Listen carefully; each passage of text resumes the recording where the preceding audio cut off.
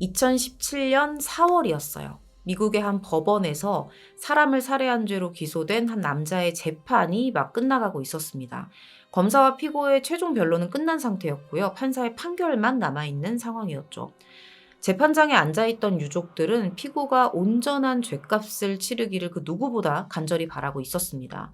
그럴 수밖에 없었던 게 억울하게 가족을 잃은 이 유족들이 유력한 용의자를 찾아서 법정에 세우기까지 무려 55년이라는 세월이 걸렸던 거죠. 그런데 유족들의 바람과는 달리 판결은 냉정했습니다.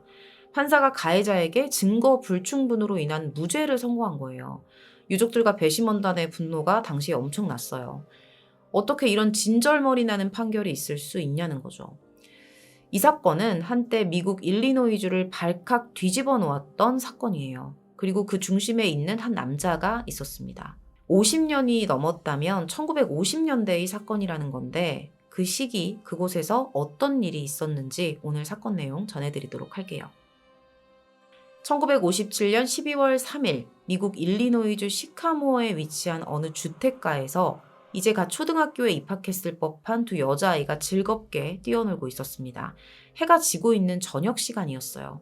지금 사진 보이시죠? 7살의 마리아 리덜프라는 아이가 왼쪽에 있는 아이예요. 그리고 오른쪽에 있는 아이는 이웃에 살고 있었던 8살의 친구 캐시 체프먼, 1살 차이 친구였어요. 이렇게 두 아이가 재밌게 놀고 있었습니다. 저녁 먹기 전에 자주 이렇게 집 밖에 나와서 함께 놀았었다고 해요. 자동차가 이렇게 지나가면 자동차 헤드라이트의 그림자를 따라다니는 그런 놀이를 하고 있었습니다. 아이들이니까 사실 이런 것만 해도 재미있었겠죠. 평소처럼 부모님이 부르러 오기 전까지 이 두 아이는 정신없이 놀고 있었습니다. 그런데 그때 누군가가 아이들에게 접근하기 시작해요. 자신을 24살의 조니라고 소개하는 한 젊은 청년이었습니다. 머리는 금발이었고 되게 갸름한 얼굴을 하고 있었어요. 딱히 아이들에게 거부감을 주는 인상은 아니었던 것 같아요. 친절하게 손을 뻗었더니 마리아도 선뜻 품에 안겼다고 합니다. 캐시도 이 남자의 손을 잡았고요. 이 존이라는 남성은 마리아를 자기 어깨 위에 앉혔고요. 그러니까 목마를 태워준 거예요. 그리고 캐시와 함께 동네를 거닐기 시작합니다. 아이들도 딱히 두려움 없이 이 남자를 따라 나서요. 원래 살던 동네였기도 했고 공간 자체가 본인들에게 좀 익숙한 곳이다 보니까 거부감 같은 것도 없었어요. 그렇게 세 사람이 걷고 있는 와중에 갑자기 눈이 내리기 시작해요. 날은 이미 어두워진 상태였고요. 그때 8살의 캐시가 손이 시려워졌던 거예요. 그래서 저 털장갑 좀 가져올게요 이러면서 조니의 손을 놓고 집으로 달려갑니다. 이 세 사람이 있던 곳에서 캐시의 집까지는 왕복 15분이나 걸리는 거리였어요. 되게 먼 거리죠, 생각보다. 캐시는 서둘러 털장갑을 가지고 이 두 사람과 헤어졌던 장소로 돌아와요. 이렇게 돌아왔다는 건 이 존이라는 남성에게 전혀 경계심이 없었다는 걸 의미하죠. 만약에 무서웠고 뭔가 이상하다 이 사람 이런 느낌이 있었다면 가서 어른들을 데려왔거나 돌아오지 않았겠죠. 이렇게 캐시가 헤어졌던 그 장소로 돌아왔는데 이미 마리아와 조니는 그 자리에 없었습니다. 마리아가 들고 다녔던 인형만 남아 있었어요. 이 사건은 일명 목말 납치 사건으로 불리게 됩니다. 인근 지역뿐만 아니라 미국 전역을 발칵 뒤집어 놨던 정말 큰 사건이었어요. 뉴욕과 시카고를 비롯한 대도시에서 수많은 취재진이 이 사건을 취재하기 위해서 몰려듭니다. 1950년대 당시의 그 미국에서는 유아 납치 사건이 그렇게 흔한 일은 아니었어요. 특히나 이 마리아가 살고 있던 동네는 범죄 발생률도 되게 낮은 지역이었거든요.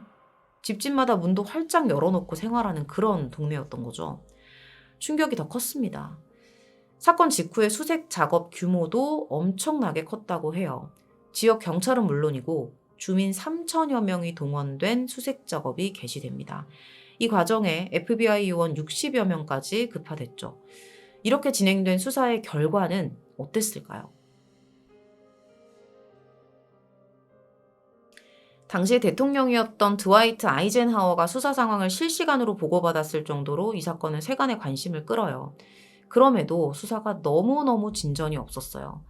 일단은 용의자를 특정할 수 있는 증거가 단 한 개도 없었고요. 이 목격자라고 하면 마리아의 친구 캐시뿐이었잖아요. 당시에도 사실 캐시가 정말 어린 나이에 정말 최선을 다해서 수사에 협조했다고 합니다. 그런데 아이가 기억하는 범인의 인상착의라고 해봐야 뭐 금발머리의 젊은 남성, 얼굴이 갸름하다. 이 정도였던 거죠. 근데 이런 인상착의는 너무 흔해요. 인근 거주자들만 해도 셀 수 없이 뭐 금발에 젊은 남자 이런 사람 정말 많았던 거죠. 우선 경찰은 이 인상착의에 더해서 범인이 전과자일 가능성을 염두에 두고 수사의 방향을 잡게 됩니다. 인근 거주자 중에서 젊은 금발을 한 남성 전과자들의 사진과 인적사항을 모아서 캐시에게 보여줘요. 이 중에 마리아 데려간 사람 있니? 이렇게 물어봤겠죠. 그런데 안타깝게도 캐시는 그 사진들 속에서 자신이 목격했던 그 사람을 찾지 못합니다. 근데 사실 증거도 없는 상황이잖아요. 아이가 단순히 기억을 못하는 것일 수도 있지만 범인이 인근에 거주하는 전과자가 아닐 수도 있는 거예요. 경찰 또한 섣불리 판단할 수 없는 상황이었습니다. 계속 시간이 이렇게 흘러갑니다. 마리아는 자신이 그토록 좋아하고 기다리던 크리스마스가 지나고 새해가 밝아올 때까지도 돌아오지 않아요. 그러다가 1958년 4월에 마리아는 동네 숲속에 버섯을 캐러 나온 한 농부 부부에 의해 싸늘한 시신으로 발견됩니다. 아이의 몸을 살펴봐요. 흉기에 찔린 듯한 상처가 여러 개 남아 있었습니다. 사인 역시 자상에 의한 과다 출혈이었어요. 어떻게든 희망을 놓지 않고 기다렸던 이 부모의 마음이 정말 무너졌겠죠. 이후에 시신에서 발견된 흔적들을 가지고 수사를 계속했는데요. 결과는 좋지 않았습니다. 마리아의 몸에서 상처 이런 것들은 발견이 됐지만 타인의 DNA 같은 것들은 전혀 남아있지 않았던 거죠. 이 상황에서 더 이상 뭔가를 찾아낸다는 것은 불가능했고요. 결국 수사 당국은 이 사건에서 손을 떼게 됩니다. 그렇게 마리아 리덜프 살인 사건은 미제로 남게 돼요. 자, 그러면 앞서 나왔던 그 유력한 용의자라는 사람은 어떻게 법정에 세워진 거냐? 이 사건이 잊혀지고 있다가 다시 수면 위로 떠오르게 된 계기가 있었어요. 너무나도 우연한 계기였어요. 정말 의외의 인물이 이 사건의 열쇠를 쥐고 있었던 거죠. 유언을 통해 드러납니다. 1994년에 한 노년의 여성이 임종을 앞두고 두 딸에게 유언을 남겨요. 딸들의 손을 잡고 이런 말을 하는 거예요. 그러니까 이게 이미 수십 년간 본인만 알고 있었던 비밀을 죽기 전에 자식들에게 이야기를 했던 거죠. 그때 그 여자아이들, 그 중에 사라진 한 아이, 존이 그랬어. 누군가에게 알려야 해. 자, 그때 그 여자아이들, 이게 바로 사망한 마리아와 친구 캐시였던 거예요. 자, 그렇다면 여기서 존은 누구일까요? 그 범인이라고 생각을 하시겠죠? 맞습니다. 범인인데 이 존이 이 노년 여성의 아들이었던 거예요. 지금 자신의 임종을 지키고 있는 두 딸은 현재 남편과의 사이에서 낳은 자녀들이고 존은 전 남편과의 사이에서 낳은 자식이었던 거죠. 더 충격적인 건 사건 당시에 그녀가 살던 곳이 바로 마리아의 이웃집이었던 겁니다. 존이 그들의 이웃이었던 거예요. 아니 그러면 바로 옆집에 살고 머리까지 금발의 젊은 남자고 바로 잡혔어야 하는데 범인을 바로 옆에 두고 못 잡았다는 이야기가 되잖아요. 알고 봤더니 존은 수사 초기부터 용의자로 의심을 받았었습니다. 근데 얼마 안 가서 용의선상에서 벗어나요. 이유가 있었어요. 알리바이가 뚜렷했던 거죠. 당시에 존이 공군 입대를 앞두고 있었어요. 그래서 나는 사건 당일에 시카고에 신체 검사 받으러 갔었다. 이렇게 진술을 한 거예요. 자, 그것에 대해서 존의 부모도 맞아요. 신체 검사 갔었어요. 이렇게 거들어서 인정을 해준 거죠. 그렇게 혐의를 벗게 된 겁니다. 근데 이거는 경찰의 잘못이라고 봐요. 그러니까 부모가 맞다고 해서 확인을 끝낼 일이 아니었던 거예요. 신체 검사를 실제로 했는지 제대로 확인을 했어야 했던 거죠. 결국 그때 그 일이 수십 년이 흐른 뒤에 어머니가 임종 직전에 모든 진실을 털어놓으면서 다시 수면 위로 떠오르게 된 겁니다. 어머니의 유언을 들은 존의 의붓 여동생들은 곧바로 경찰에 신고를 해요. 그런데 핵심 증인인 존의 어머니는 사망을 했잖아요. 또다시 사건이 미궁 속으로 빠지게 된 거죠. 하지만 그들은 포기하지 않았고요. 2008년에 다시 수사기관을 찾아가서 재수사를 요청합니다. 이 과정도 정말 단 하나도 쉽지 않은 과정이었어요. 기존의 사건을 담당했던 당시의 수사 인력들이 대부분 사망한 상태였기 때문이었습니다. 자, 그런데 전혀 생각지도 못했던 곳에서 결정적인 단서가 나오게 됩니다. 어떤 단서였을까요? 바로 존이 1957년에 사귀었던 여자친구의 집에서 뭔가가 나와요. 경찰이 존의 10대 시절 사진을 찾으려고 그 집에 방문을 하게 되거든요. 근데 여기서 기차표 하나를 발견해요. 이상하죠? 사건 당일 날짜로 된 시카고행 열차의 티켓인데 검표 확인 날인이 안 돼 있는 거예요. 경찰이 물어봅니다. 당신이 왜 이걸 가지고 있습니까? 물어봤더니 존이 저한테 이 티켓 좀 맡아달라고 했었어요. 이렇게 말을 하는 거예요. 그러면 이건 존의 것이고 존은 시카고에 신체 검사를 받으러 가지 않았다는 말이 되죠. 사용되지 않은 티켓. 자, 이렇게 사건 당일 존이 시카고에 가지 않았다는 사실이 드러나면서 알리바이가 깨집니다. 여기에 더해서 유일한 목격자였던 마리아의 친구 캐시도 존이 범인이라는 가설을 뒷받침하게 돼요. 61세의 나이가 돼서 다시 한번 증인으로 수사에 참여하게 된 건데요. 경찰이 제시한 어린 시절 존의 사진을 딱 가리키면서 이 사람이다. 이 사람이 마리아를 데려간 존이가 맞다. 라고 확언을 한 거예요. 그렇게 2011년 7월에 경찰은 71세가 된 용의자 존을 체포하는 데 성공합니다. 이듬해인 2012년에는 일리노이주 검찰이 용의자를 기소했고요. 사건 발생 55년 만에 재판이 시작된 거죠. 이름은 잭 데니얼 맥컬로예요. 이름이 다르죠? 원래 이름은 존이었는데 사건 이후에 이름을 바꿔요. 그는 공군에 입대해서 13년 동안 복무했고요. 경찰직에 종사한 공무원이었습니다. 워싱턴주에서 근무했던 전직 경찰관이 살인사건의 유력 용의자였던 거예요. 맥컬로는 조사를 받는 내내 나는 사건 현장에서 64km나 떨어진 락포드의 입영소에 있었다라면서 혐의를 부인합니다. 그런데 당시에 사귀고 있던 여자친구의 집에서 사용하지도 않은 기차표가 발견됐기 때문에 오히려 그가 입을 열면 열수록 상황이 불리하게 돌아가고 있었어요. 결국 맥컬로는 궁지에 몰렸고요. 보다 더 구체적인 알리바이를 제시해요. 그의 말에 따르면 마리아가 납치된 시각은 오후 7시지만 자신은 6시 57분 락포드의 입영 대기소에서 공중전화를 사용했다는 거예요. 그러니까 그날 기록을 찾던지 관련 증인을 찾아달라 이렇게 요구를 해온 겁니다. 그런데 이 자체가 상당히 의심스러운 부분인 게 뭐냐면 보통 사람이라면 이날이 그냥 평범한 날들 중에 하루일 뿐일 거란 말이에요. 평범한 날들의 특징은 우리가 그날 뭘 했는지 잘 기억하지 못한다는 데 있죠.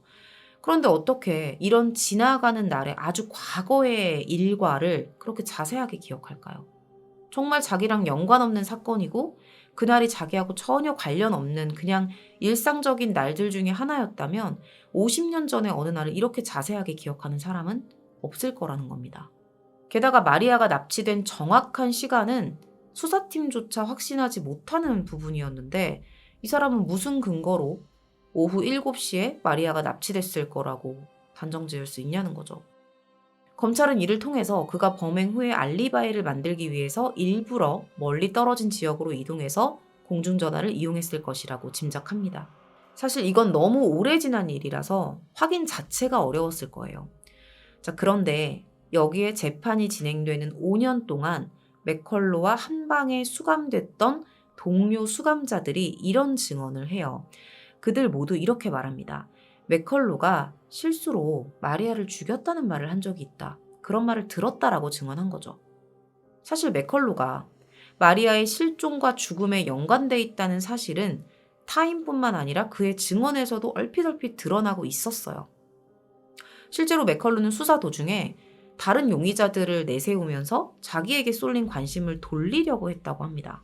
한 남자를 지목하면서 이 사람 나하고 키도 비슷하고 얼굴도 닮은 것 같지 않아요? 이렇게 되려 경찰을 설득하려고 하는 거예요. 자, 그런데 지금 제가 방금 했던 말, 이 사람 나랑 키가 비슷하고 얼굴도 닮은 것 같지 않아요? 이 말에 허점이 있다는 거예요. 혹시 눈치채셨는지 모르겠는데 경찰은 눈치를 챘어요. 뭐냐면 나와 닮지 않았냐? 라고 물어보는 거예요. 이거는 사실상 내가 그랬다라고 인정하는 셈이 되는 거죠. 이런 사실들이 밝혀지면서 여론 또한 맥컬로를 범인으로 간주하면서 비난하기 시작합니다. 미국 언론들이 앞다퉈서 모든 재판 상황을 실시간으로 보도했고요. 미국 최장기 미제 사건이 해결될 조짐이 보인다는 기사가 쏟아져 나오기 시작해요. 관심이 엄청났어요. 그런데 2016년에 전세가 뒤집힙니다. 맥컬로의 무죄를 입증할 수 있는 증인이 나타난 거예요. 그러니까 마리아가 실종되던 날 맥컬로가 자신이 락포드에서 공중전화를 사용했다고 증언을 했었잖아요.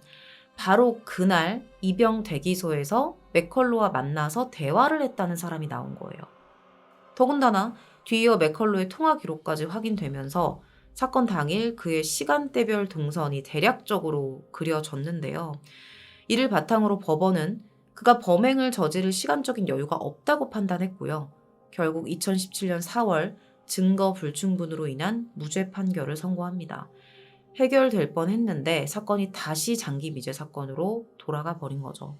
판결 직후에 맥컬로는 검찰이 내게 한 짓은 범죄라면서 그들은 내가 결백하다는 사실을 알면서도 나를 교도소에 쳐넣었다고 소리를 질렀다고 해요. 물론 확증이 없는 상황에서 그가 범인인지에 대한 여부를 따질 수는 없었지만 실제로 여러 단서가 그를 범인으로 지목하고 있었고 목격자 캐시 또한 맥컬로가 범인이라는 사실을 시인했기 때문에 당시에 많은 사람들은 이 판결에 수긍하지 못했다고 합니다. 근데 이것도 잘 생각을 해보면 캐시는 사건 당시에 8살이었어요. 다시 사진을 봤을 때는 50년이 넘게 지나서 노인이 돼 있었고요. 과연 그 진술을 신뢰할 수 있을 것인가? 이런 의문이 제기되는 것도 어떻게 보면 자연스러운 거죠. 뿐만 아니라 맥컬로가 진짜 범인이라면 당시에 같은 동네에 살던 캐시가 그를 알아보지 못했을 리가 없지 않겠냐는 주장도 어느 정도 일리가 있습니다. 더불어 맥컬로의 살인 고백을 들었다는 동료 수감자들의 증언 또한 세세한 부분에 있어서는 좀 엇갈린다는 허점을 가지고 있었어요. 실제로 마리아는 흉기에 찔려 사망했지만 그들은 맥컬로가 아이의 목을 졸라 살해했다는 등 높은 곳에서 밀어서 떨어뜨렸다는 등 갖가지 확인되지 않은 방식의 진술을 내놨습니다. 이 역시 맥컬로의 범행을 입증하기에는 상당히 신뢰도가 떨어지는 증언이라고 볼 수 있겠죠. 55년을 기다렸고 5년간의 재판이 이어졌음에도 이 사건은 지금까지 여전히 미제로 남아 있습니다. 이렇게 모친의 유언으로 인해 시작된 재수사는 석연치 않은 점들만 남기고 수포로 돌아가 버려요. 그러면 도대체 잭 맥컬로의 어머니는 뭘 기억하고 아들이 범인이라는 유언까지 남기고 죽었던 걸까요? 그녀의 입장에서는 단순히 아들의 알리바이가 맞지 않는다는 이유로 범인으로 여기지는 않았을 것 같거든요. 아들이 범인이라고 유언까지 남길 정도였다면 그 이상의 무언가를 알고 있었을 거라는 생각도 하게 됩니다. 가장 안타까운 부분이라고 한다면 이제 정말 세월이 더 지나면 그녀를 기억하고 이 사건을 들춰서 해결하고 싶어하는 누군가가 다 세상을 떠나고 없게 될 거라는 거죠. 이미 너무 많은 시간이 지나기도 했고요. 정말 그야말로 미궁 속에 빠져버리는, 정말 그때는 그 누구도 돌아보지 않는 사건이 될 거라는 것입니다. 거기에 너무 오래된 사건이라는 점이 해결 가능성을 더 낮추고 그래서 더 안타깝게 여겨지는 사건이었던 것 같습니다. 오늘 준비한 내용은 1957년 미국에서 발생한 마리아 리덜프 납치 살인 사건이었습니다. 긴 시간 시청해 주셔서 감사합니다.